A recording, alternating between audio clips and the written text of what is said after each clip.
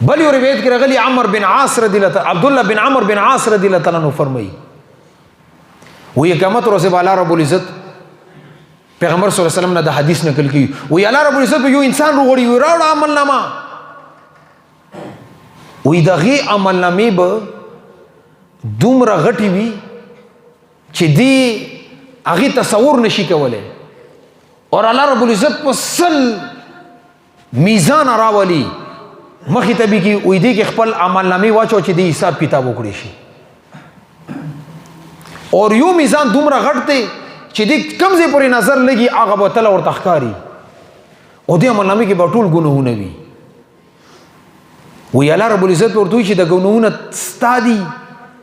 او دی ورته چې الله بالکل زما دي ما دا ګناهونه کړي انکار نه کوي دا هغه دی چې دا اقرار کوي هغه ګناهګار دویم به الله رب العزت تپوس وکړي دې ګناهونو کې څه عذر شته چې یو ګناه تا د عذر تکلیف وجې نه کړي وي دا به ورته الله عذر زه څنګه پیش کړم ما کړی دا ګناه وی الله رب العزت ورته بیا وفرمایي چې دې ګناه کې داسې یو ګناه شته چې تا نه وي کړي فرشتو لیکلي وي وی دا به ورته یا الله نه فرشتو چې څه لیکلي دا ټیک دي وی الله پاک ته وی یا الله زما د عمل نامه ټوله ګناهونه ډکه ده او دا سل میزان دی کې دا څنګه زه وزن کوم دی کې زه څنګه دې سره د ما حساب کتاب څنګه کېږي وی الله رب العزت ورته پریشانه کېږه ما ستا ما سره یوه نیکي شته ده وی الله رب العزت یو رکع د کاغذ ټوکړه راوخلي هغې باندې به لیکلي وي اشهد ان لا اله الا الله واشهد ان محمدا عبده ورسوله ورته ستا ما سره یوه دا نیکي به ورته وښیي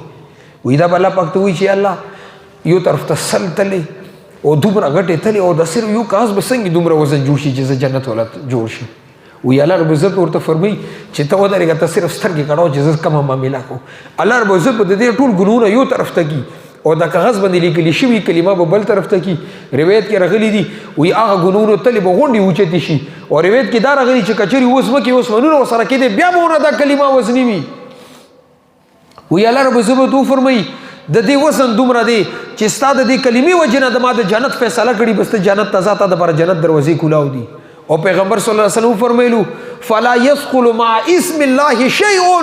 د الله رب عزت نوم کې دومره وزن دی چې د هغې د وزن برابر کائنات کې هیڅ نشته دي الله پاک به دې کلمې د برکته د هغې جنت فیصله وکړي